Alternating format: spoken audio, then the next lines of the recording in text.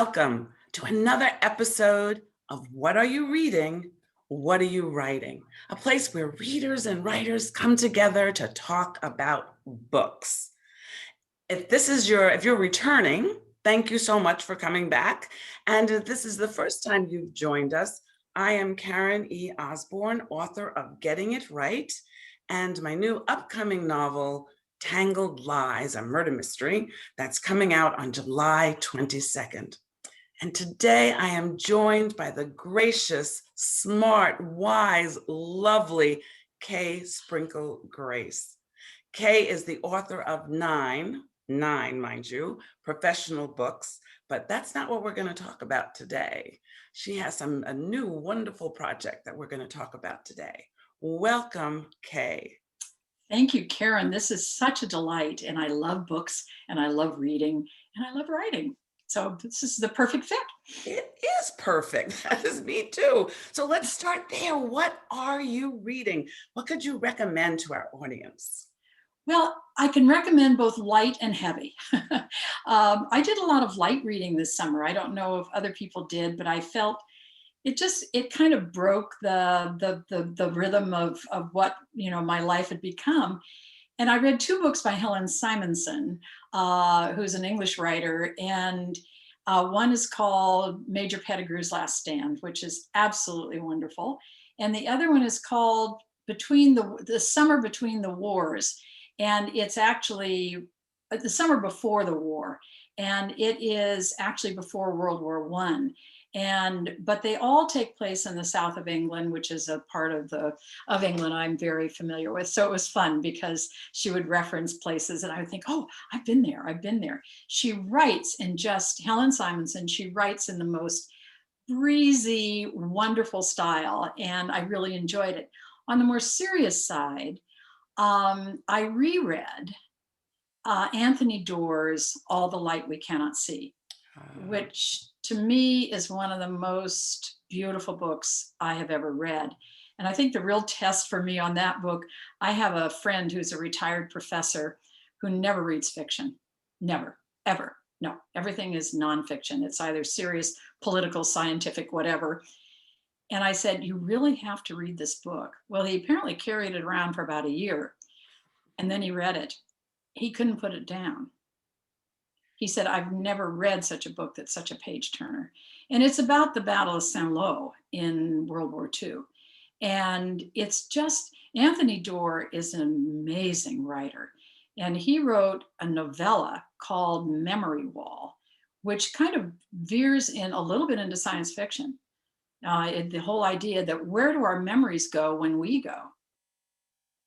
And it was wonderful, and I find his writing to be very appealing. So I reread that, and then I read Helen Simonson's, and I also read another little book by Gilles Paul, and it's called The Secret Wife, and it's I loved that, about the Romanovs. Yes. And so it's absolutely about the Romanovs, but then it veers off into a what if, and that's always fun. And you as a mystery writer, I'm sure you deal with the what if all the time. And so I found that absolutely a delight. A client of mine recommended that, and I couldn't put it down. I really enjoyed that book very, very much. It's now, are you a reader that holds the book still? Oh yes. Oh yes. Yes. Oh, So yes. No Kindle, no audio books. No Kindle. I have to hold the book. And I think what it is, Karen, when I was a little girl, we lived in a wonderful community. We lived with my grandfather for a while, and the public library was just 4 blocks away. So on hot summer afternoons, you'd go to the library, and the smell of the books, and it was cool because it was a former home of a very wealthy person, and she had left it to the public libraries. Oh. And there's that smell that a book has. It's just beautiful. The other book I've started to read, and I haven't finished it yet, is The Splendid and the Vile by Erik Larson. I'm a big fan of his. Love Devil in the White City, and it's about the Blitz in London, and it's It's really quite beautifully written as I'm well. sensing a theme here, though. Well, yes, well, and you know why, and we will reveal that to everybody soon. So that's a wonderful segue. Maybe you could just briefly tell our audience about your writing journey, and then let's dive into the book that you're writing now. But just give us a little sense of your writing journey. I have always written, Karen. I mean, there's poetry that I found in my mother's papers after she died. That I was clearly not even printing well at the time. And so I've always written. It's just always been part of me. I've written lots and lots of poetry. I've had some published, but not in years and years. And then professionally, I began channeling that writing into my professional writing, which, as now I'm returning to creative writing, I kind of had to unpack, get rid of, chip away at some of the discipline that I had in my, I was majored in journalism at university.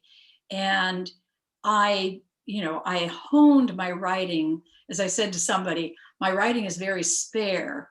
They said, "Oh, like Hemingway?" I said, "No, not exactly." Would that it were like Hemingway. But I mean, my biggest feedback when I did enroll in a writing class earlier, well, last year now, is that I didn't provide any detail. Well, of course I didn't. I mean, you can't take up space with a lot of detail.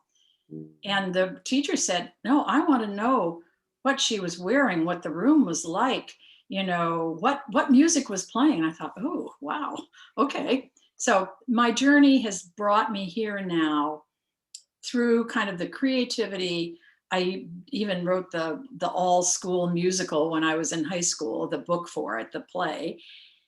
From that into the discipline of journalism, and now back out. Back out. So tell us Yeah. about this memoir that you are working on. Well, it's called My Father's War, and it's about my father, my mother, and an English woman that my father met when he was preparing to go into the Normandy invasion. He was stationed in England. He met her, and they had a 55-year friendship. And it was one that was very hard for my mother to accommodate, although she did. And we all knew Molly, and Molly's daughter is just like a little sister to me. Molly's son, who lives out in Australia, has hosted me many times when I've been in Australia. And our two families really, were very intertwined. And but the story of Sarah Broom, who I really admire a lot, who wrote The Yellow House last year that got the National Book Award. I was in a conversation with her. She's involved with an organization I'm involved with. And I said, "So if you could boil it down to one thing, what is it?" And she said, "You have to have an unwavering tension in the book." So that helped me to identify the tension in my book, Karen, is my father's conflict between duty and desire. My grandmother used to describe my father as the boy on the burning ship. I mean, he would go down with the ship rather than ever leave his duty. If he was supposed to be on the ship, he'd go down with it. And when he was confronted with this relationship, this friendship, which clearly was two souls connecting in a way that was phenomenal, he felt his duty was to my mother and their marriage. Did that have always a good result? No, because it made him really, push at where he was and who he was, particularly as he got older. And so there are times in the book where my father is very content. He's not seeing Molly or hearing from her or anything. And that's when my parents are flourish. But after my father's retirement, my father was forced to retire when he was 65. He worked for Texaco. And we said, that we didn't know if he was going to kill my mother or kill himself if he didn't start working again. And sure enough, 6 months later, my father worked until he was 87. Wow. Yeah. And in fact, was coming back from mailing a consulting report the day after Thanksgiving in his 87th year when a woman ran a red light and hit him. And they thought he was dead when they pulled him from the wreckage of his car. She was going 35 miles an hour in a Ford Explorer. Wow. Wow. And he was crossing with the green light, you know, entering into the intersection on the green light. She didn't see the light because she was blinded by the sun. Anyway, so it's a great story. It's a rich life and a love story. A Oh, it's a story love of story. beauty and love. And Yeah. it sounds, I'm sure that the tension part that you were encouraged to have is going to be on every single page. You know, while you Yeah. were talking about it, a book that I recently read, not recently, I read it a good year ago, but it's called The Half Wives. I don't know that one. Half Wife by Stacia Peltier. Hmm. What an you know, it just made me think of Molly being a half wife, Yeah. you And I know? think she was. And of course, the ultimate insult, I mean, not to go into too much detail, but Valentine's Day was my father's favorite holiday. Hmm. Favorite holiday. He and my mother had gotten engaged 2 days before Valentine's Day. The Valentines that he sent her during the war, she kept there, absolutely eloquently beautiful. Molly, after my father told her that he was not going to stay in England, he was going to go home after the war. Molly met somebody just before Christmas that year, that same year, Oh, and they got married on Valentine's Day. wow. And she sent my father the clipping from the paper. If there was a note with it, the note was not there. The clipping was still in his papers. And he told me once that he threw up for 3 days after he got that. Oh. Yeah. So this was, you know, such a shock to his system. I mean, he was a sentimentalist. But He loved she, her. And he he loved did, her. he loved her. And then her husband left her after 3 children. They were living out in India. And it turned out he'd been having an affair with Molly's cousin. This is a very Oh yes. Oh yes. Yes. And my writing coach, I got stuck, and I have a friend who's acting as my coach. He's a well-published novelist and playwright. And you know, I said, should I even mention that? And he said, well, of course. He said, you have threads that are important to the book. He said, it doesn't have to be the biggest image in the tapestry. And I thought, oh, I get it. I get it. subplots. Those are Yeah, all yeah. interesting to us readers. We love that. Well, this has been so fun. Oh, I love this. When do you think you might be finished? I am very close to finishing because I had a burst of everything over last weekend and wrote about 4,000 words.